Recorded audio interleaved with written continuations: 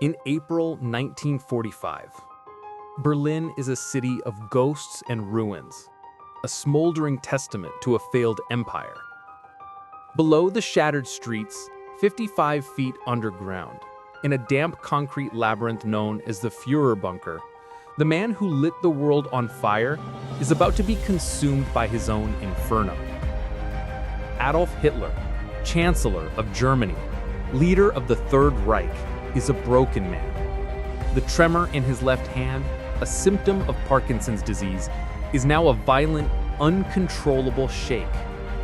His face is a pale mask, his eyes clouded, his back hunched. The master of Europe can barely walk. Above him, the Red Army is closing in.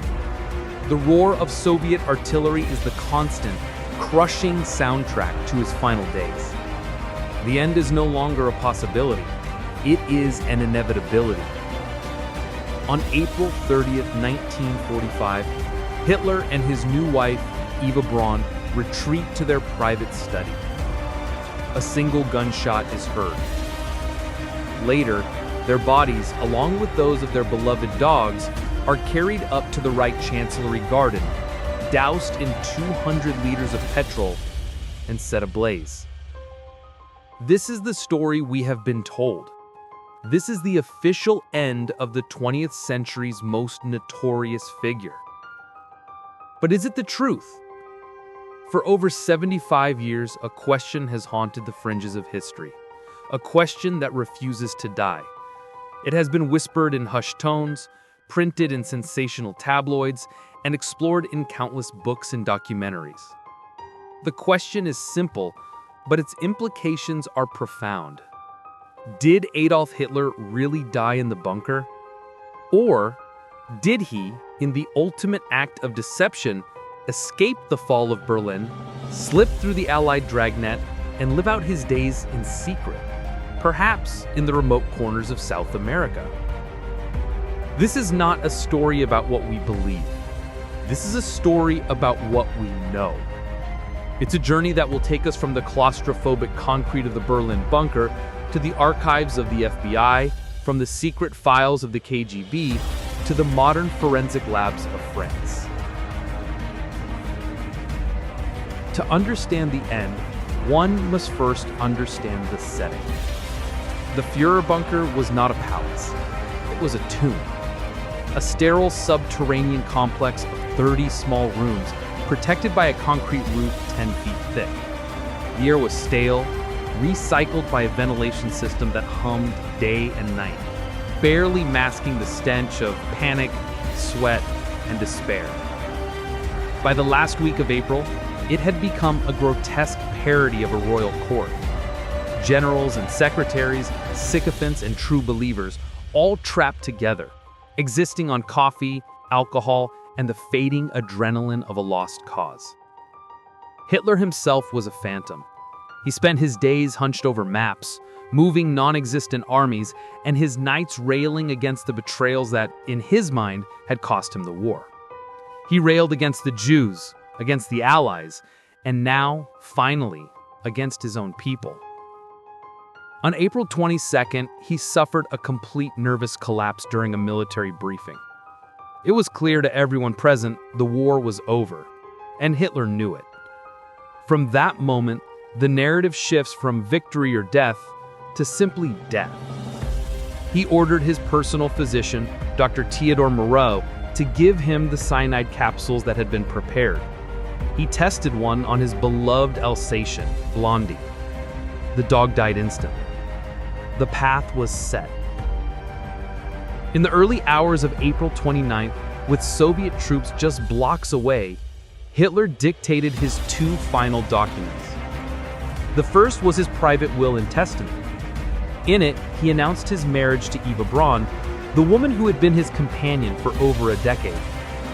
He wrote, "I and my wife, in order to escape the disgrace of deposition or capitulation, choose death." The second document was his political testament. It was not the writing of a man planning an escape. It was a final, venomous tirade. He blamed international Jewry for the war, expelled his traitors, Heinrich Himmler and Hermann Göring, from the Nazi Party, and appointed Admiral Karl Dönitz as his successor. He was tying up loose ends, scripting his own Götterdämmerung, a twilight of the gods.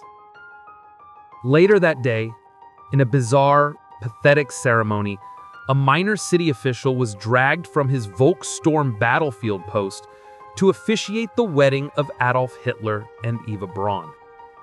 Joseph Goebbels and Martin Bormann, Hitler's private secretary, served as witnesses. The wedding reception was a grim affair, filled with champagne and talk of suicide. Hitler's secretary, Traudl Junge, would later recall the atmosphere. Hitler, she said, spoke of his end. He had no intention of being captured alive. He would not be paraded through Red Square in a cage, a spectacle for the Bolshevik masses. His mind was made up. April 30th, 1945. The final day. The chronology of this day is the bedrock of the official story.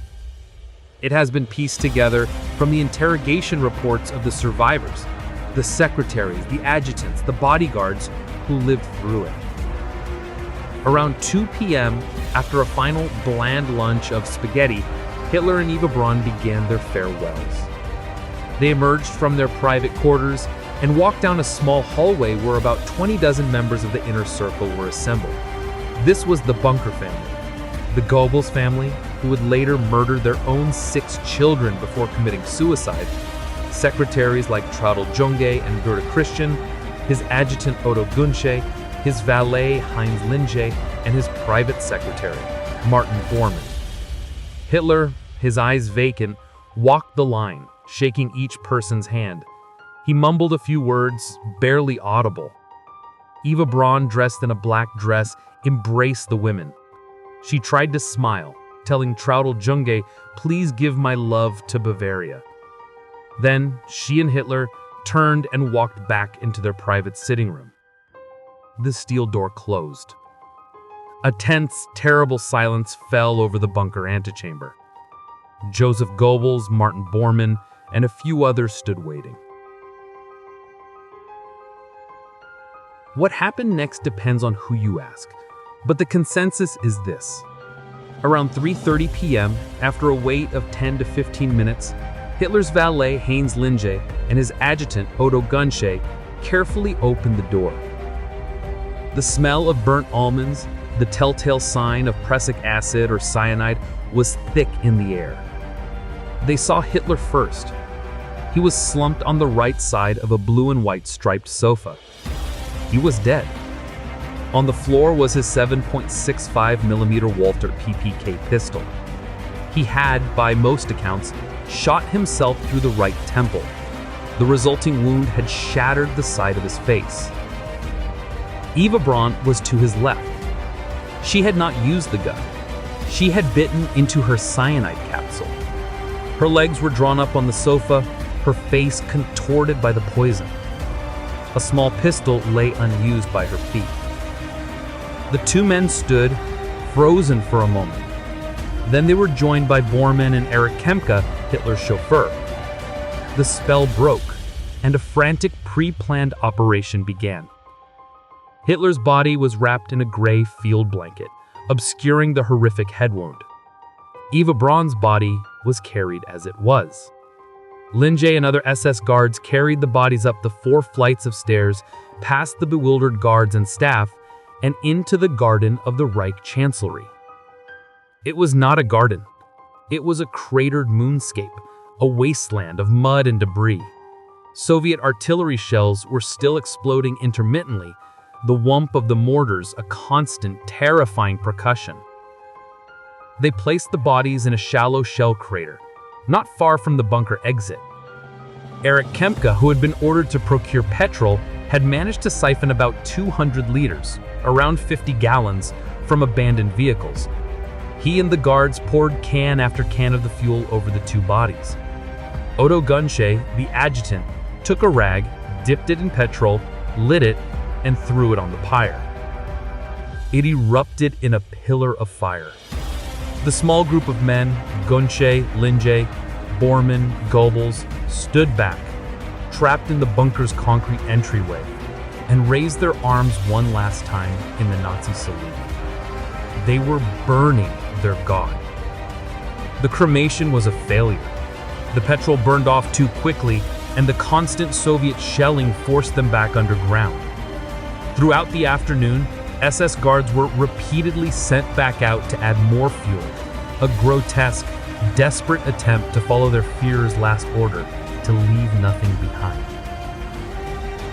That night, what remained, charred bones, ash, and fragments of skull, was scraped into a shallow bomb crater, covered with dirt, and forgotten in the chaos of Berlin's fall.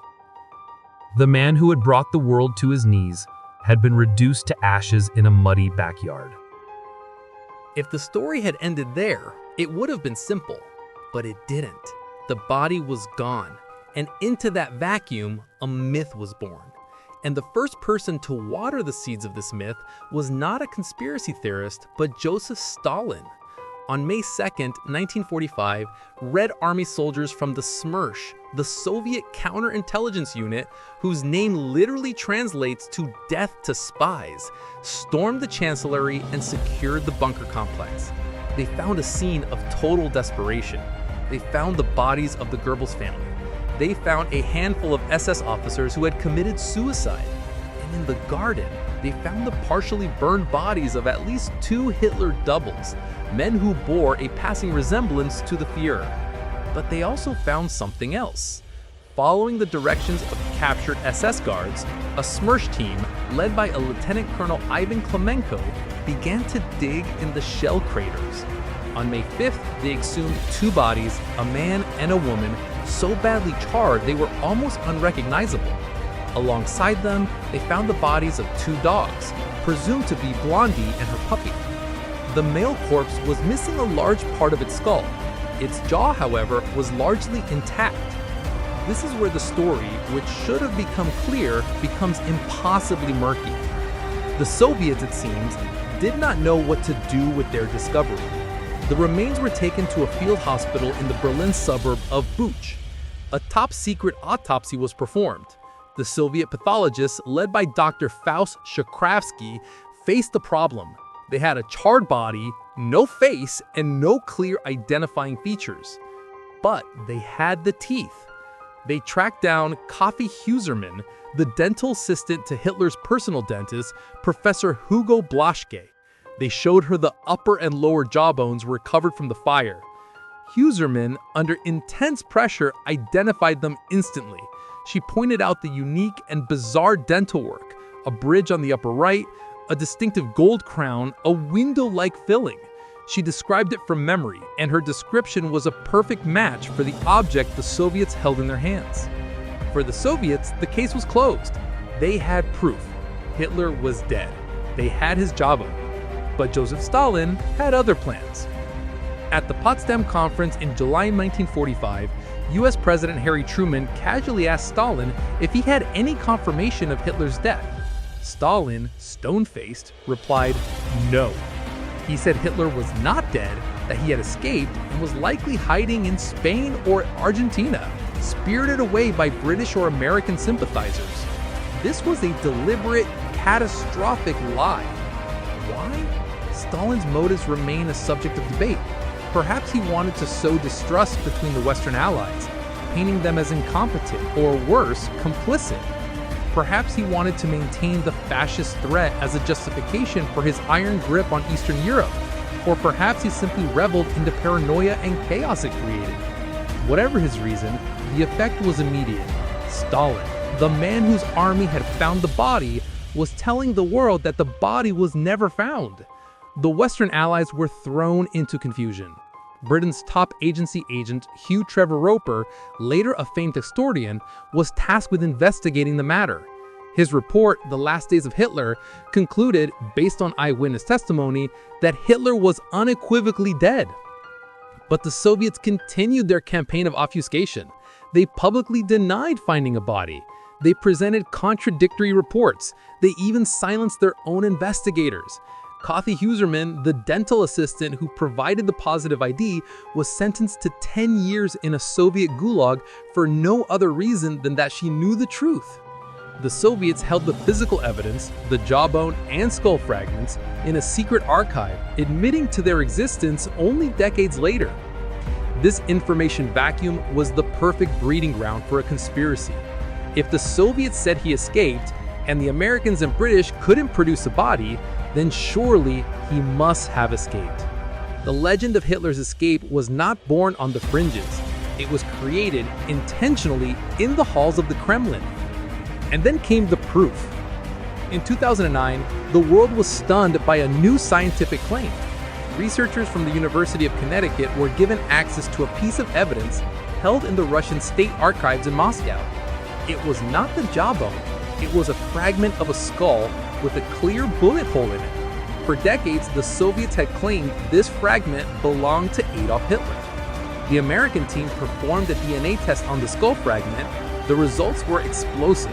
The DNA belonged to a woman estimated to be between 20 and 40 years old.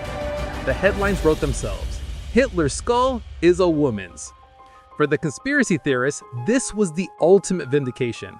The cornerstone of the official story was a lie. The Soviets had faked the evidence. If the skull was fake, then the whole story was fake. This single event, more than any other, reignited the Hitler escape theory for a new generation. The narrative of this escape is in itself a cinematic epic. It is the story of Grey Wolf. According to this legend, the Hitler who died in the bunker was in fact a double. The real Hitler, possibly with Eva Braun, was spirited away from the bunker on April 28th or 29th. How? The theories vary. One popular version involves a small Arado 234, the world's first jet bomber, taking off from a makeshift ramway on the east-west axis road near the Brandenburg Gate, piloted by a famous test pilot, Hanna Riedisch. Riedisch did make a daring flight into and back out of Berlin in the final days, but she took with her the new head of the Luftwaffe, not Hitler. The more popular and more elaborate theory involves a U-boat. In this telling, Hitler and his entourage were smuggled out of Berlin, traveled across a devastated Germany, and reached the port in either Denmark or Spain. There they boarded a submarine, part of a secret convoy, and began a long journey south. Their destination? Patagonia, Argentina. This theory gained traction for a simple, compelling reason. It had happened before. Argentina, under President Perón, was famously sympathetic to the Nazis. Thousands of Nazi officials and collaborators, including the infamous Adolf Eichmann and Josef Mengele, did escape to South America via rat lines organized by sympathizers within the Vatican and elsewhere. If they could do it, why not the Führer himself? The evidence in Argentina became the new focus. In July and August 1945, months after Germany's surrender, two German U-boats, U-530 and U-977, mysteriously surfaced in Mar del Plata, Argentina, and surrendered to authorities. The crews were interned, but the question remained: what had they been doing for 2 months? Had they been on a secret mission? Had they dropped off high-value passengers on the remote Patagonian coast? The U-boat commanders insisted they had not, that they had simply been trying to avoid surrendering to the Soviets, but the suspicion stuck. Then came the sightings.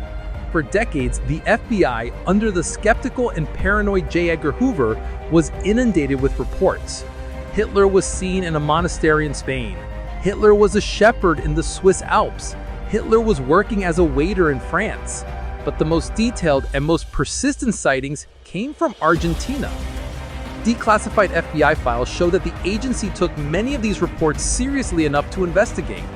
One famous 1945 memo details a report from an Argentine informant who claimed Hitler had arrived via U-boat and was living in a large Bavarian-style mansion in the foothills of the Andes near a town called Bariloche. This region, which looked remarkably like the German Alps, was a known haven for ex-Nazis. Books like Grey Wolf, The Escape of Adolf Hitler took these scattered reports and wove them into a grand, cohesive narrative. They pointed to the Analco House, a remote mansion on the shores of Lake Nahuelhuapi, as Hitler's residence in exile. They interviewed alleged witnesses who claimed to have seen or served El Patron, the boss. One author, Abel Basti, claimed Hitler and Eva Braun lived openly in Argentina, had 2 daughters, and that Hitler died of old age in 1971. Another theory, popularized by the TV series Hunting Hitler, suggested he died in 1962. The story was compelling. It had spies, U-boats, secret mansions, and government cover-ups. It had all the makings of a perfect thriller.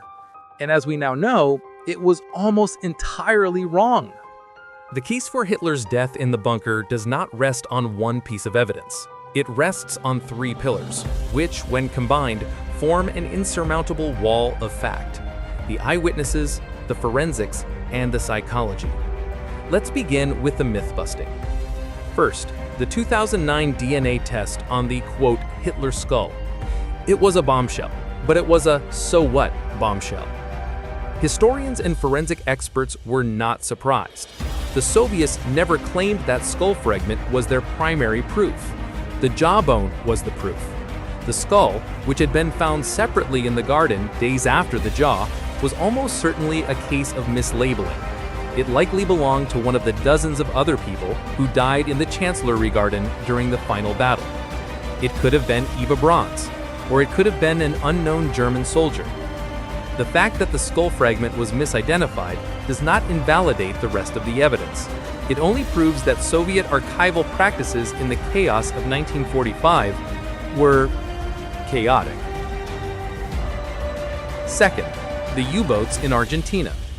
The U-530 and U-977 were indeed real, but their logs and the intense interrogation of their crews by the US, British, and Argentine navies revealed a much more mundane story. They were boats without a country, running from the Allies, and Argentina was simply the furthest neutral port they could reach. No evidence, none was ever found, that they carried any passengers. Third, the FBI files. Yes, the FBI investigated. That was their job. J. Edgar Hoover was legally obligated to follow up on credible reports. But reading the files in full shows the agency's true stance. In memo after memo, agents concluded the sightings were cases of mistaken identity, hearsay, or outright fabrication. In 1947, the agency officially closed its case, concluding there was, quote, no proof to support the survival theory. And what of the eyewitnesses, the ones who were in the bunker? For decades, their testimony was dismissed by theorists as being coerced, first by the Soviets, then by the Western Allies. But as the years went by, and these witnesses, Traudl Junge, Otto Gunsche, Heinz Linge, and Erich Kempka, were free to speak, their stories remained remarkably, powerfully consistent. They told their stories independently in different countries, at different times, and on the core details, the farewell, the closing of the door, the smell of cyanide, the gunshot, the discovery of the bodies, and the desperate failed cremation, they never wavered. They all told the same story. For them, it was not a theory, it was a trauma. But eyewitness testimony, even consistent testimony, is not enough. We need physical proof. Which brings us to the jawbone. For decades, the jawbone, the real proof, was locked away. The Soviets, after their 1945 autopsy, buried Hitler's remains, along with those of the Goebbels family, under a parade ground at a Smersh base in Magdeburg, East Germany. There they stayed, a secret, until 1970. The KGB, fearing the site might be discovered and turned into a neo-Nazi shrine, was ordered by Yuri Andropov to destroy them. A team dug up the remains, ground them into dust, and scattered them into the Bitteritz River. But they kept 2 crucial pieces, the jawbone fragment and the piece of skull, the one later proven to be female. These were sent to the archives in Moscow. And there the jawbone sat, until 2017. In a landmark decision, the Russian government gave a team of French forensic scientists, not historians, but scientists, access to the jawbone fragment. The team led by Professor Philippe Charlier conducted a cutting-edge scientific analysis. They did not rely on 1945-era dental records. They used modern electron microscopy and chemical analysis. Their findings, published in the European Journal of Internal Medicine in 2018, are the definitive scientific final word on the matter. First, they compared the shape of the jaw fragment to Hitler's dental X-rays, which were captured by the Americans in 1945. It was a perfect morphological match. Second, they examined the teeth and the sophisticated bridge work. The prosthetic teeth were made of porcelain, but the metal supports showed unique features. The analysis of the metals was perfectly consistent with the descriptions provided independently by both his dentist and his dental assistant. Third, they found no traces of gunpowder, which strongly suggests he did not shoot himself in the mouth, but rather in the temple or neck. Fourth, they found unusual bluish deposits on the prosthetic teeth, which they concluded was a chemical reaction between the cyanide poison and the metal of the dental work. This confirms the eyewitness accounts of the burned almond smell and the use of cyanide. And perhaps most fascinating, the scientists examined the tartar, the plaque still built up on the teeth. They found no traces of meat fibers, confirming Hitler's well-known vegetarianism. They found particles consistent with a plant-based diet. Professor Charlier's conclusion was blunt and aimed directly at the heart of the conspiracy. The teeth are authentic. There is no possible doubt. Our study proves that Hitler died in 1945. We can stop all the conspiracy theories, all the Hitler in Argentina talk. He did not flee. He did not go to a hidden base in Antarctica or on the dark side of the moon. He is dead. The science is definitive. The eyewitness testimony is consistent. But there is one final piece of the puzzle, the psychological one. The man in the bunker in April 1945 was not a man planning an escape. He was a man writing a manifesto. His marriage to Eva Braun was not the act of a man fleeing. It was the act of a man solidifying his legacy, rewarding his most loyal follower. His political testament, with its final paranoid rantings, was not a diversion. It was his last word, his blame for the failure he had unleashed. His entire worldview was built on an all-or-nothing principle. He had told his generals, "We may be destroyed, but if we are, we shall drag a world with us, a world in flames."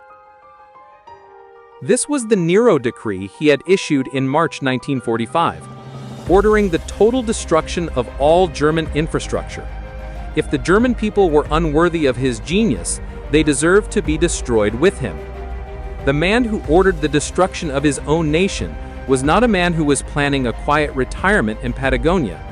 He was a man in the grip of a narcissistic rage, a man who saw his own death as the only logical and most dramatic end to the opera he had composed. To escape, to sneak away, to live in hiding, to grow old as Signor Hitler in a small Argentine town would have been the ultimate anticlimax. It would have been a betrayal of his own Wagnerian myth. Adolf Hitler died in the bunker because, in the end, it was the only ending his own twisted psychology would allow. So why does the myth persist? It persists because the end was messy, because the Soviets, in their paranoia, created the perfect conditions for doubt, because there was no public trial, no body laid out for the world to see, no Mussolini moment of public execution. It persists because we, as humans, struggle to accept mundane ends for monstrous figures. We want the end of the story to match the scale of the horror. A quiet suicide in a concrete room, a failed cremation in a muddy garden. It feels too small, too pathetic for a man who caused the deaths of over 50 million people. We crave a grander conspiracy, a more complex puzzle, because the simple, squalid truth is almost too difficult to accept. But the truth, supported by the testimony of those who were there, the science of those who examined his remains, and the logic of his own dark mind is inescapable. Did Hitler really die in the bunker? The answer is yes. The evidence is overwhelming. The case is closed. Adolf Hitler, on April 30th, 1945, put a gun to his head, pulled the trigger, and in a final act of cowardice, escaped the justice he so richly deserved. The rest is not history. It is fiction.